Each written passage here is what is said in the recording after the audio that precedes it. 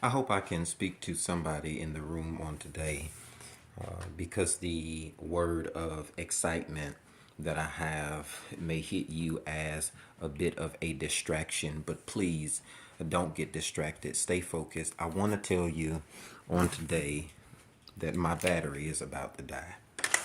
It is. It's on 15%. And I'm starting to get messages. My phone is vibrating. The lighting isn't perfect. I am about to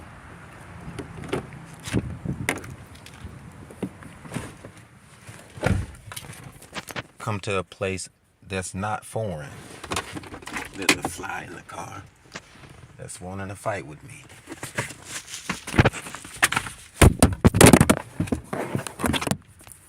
Just dropped my phone, but please, even though there's a lot of stuff going on, don't get distracted. See, the enemy counts on you being distracted. He does. He wants you to plug in your phone and then get sidetracked with if it's plugged in, if it's actually charging or not. And after you spend 30 hours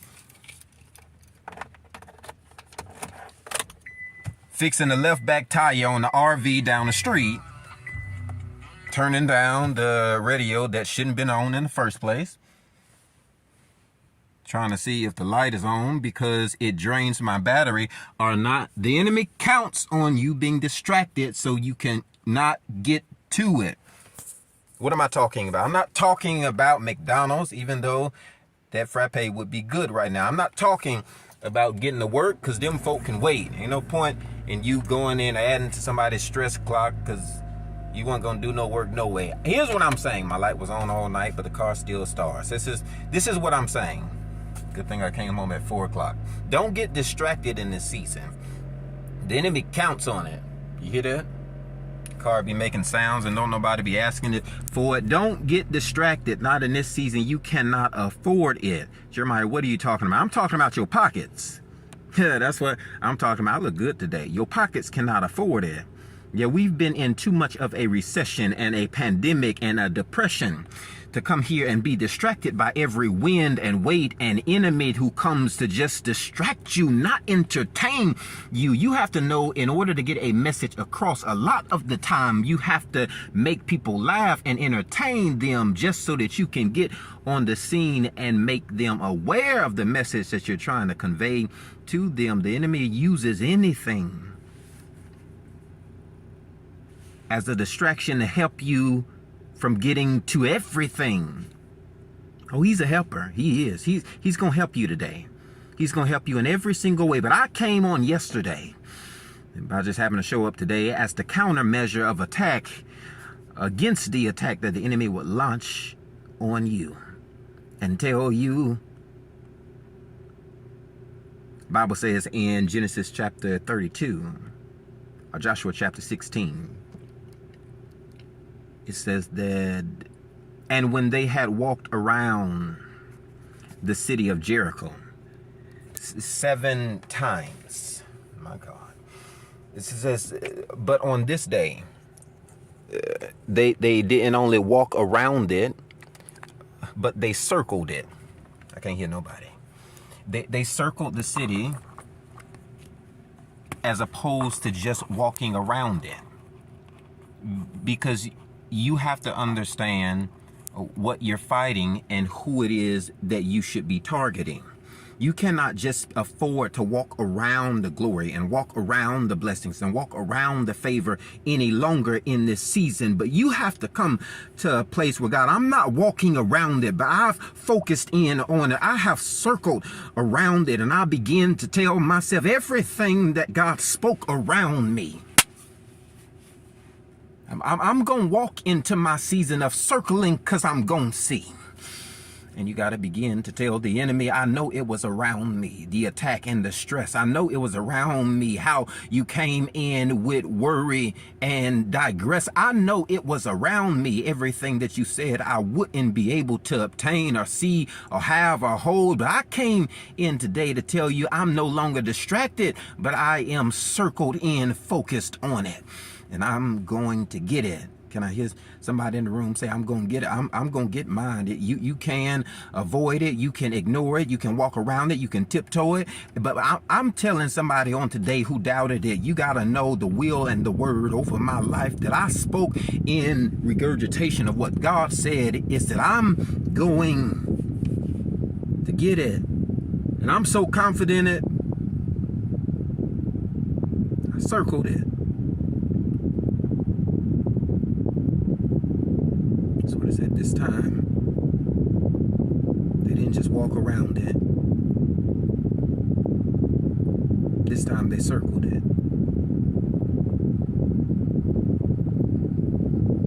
You gotta pinpoint it. Where it is that you want God to change it and fix it. Stop tiptoeing around your hurt, acting like they didn't do it. Stop going to that place, praying with them people who you gonna feel it.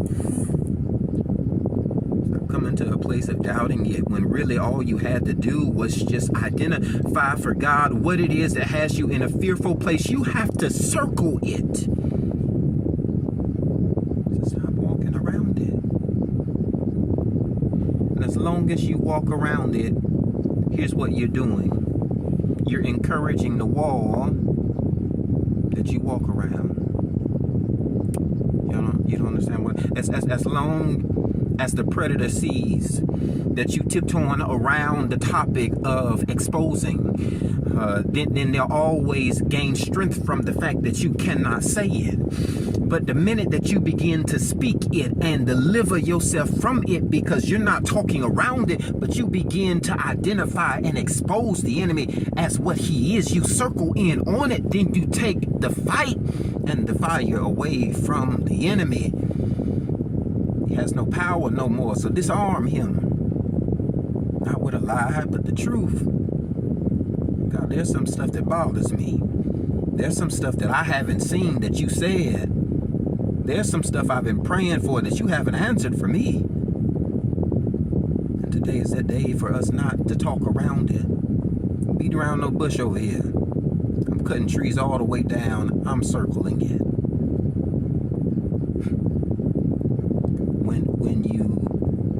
When you walk into a forest, from time to time you'll see a tree with a circle painted in red or orange. You come back maybe 2-3 weeks from then, what you'll see is a path. You won't see that tree anymore. And so you have to begin to walk through the forest of your life and your existence. You have to project yourself to the forest of your future and begin to paint on trees, on problems, on jobs, on situations, and target in on it and tell it, no, this ain't gonna be no obstacle for the rest of my life, and they ain't gonna be no distraction for the rest of my life, and it's not gonna be a hindrance for the rest, not my life.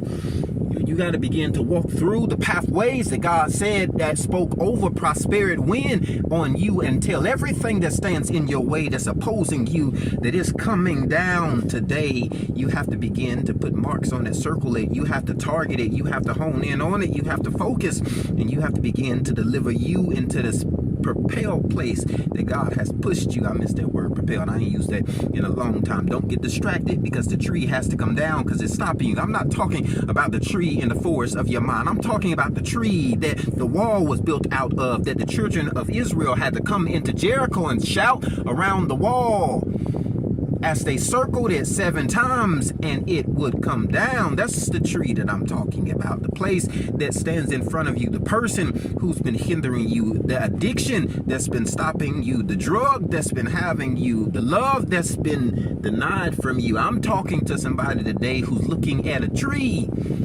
or a wall, or a person, or a giant, or a distraction.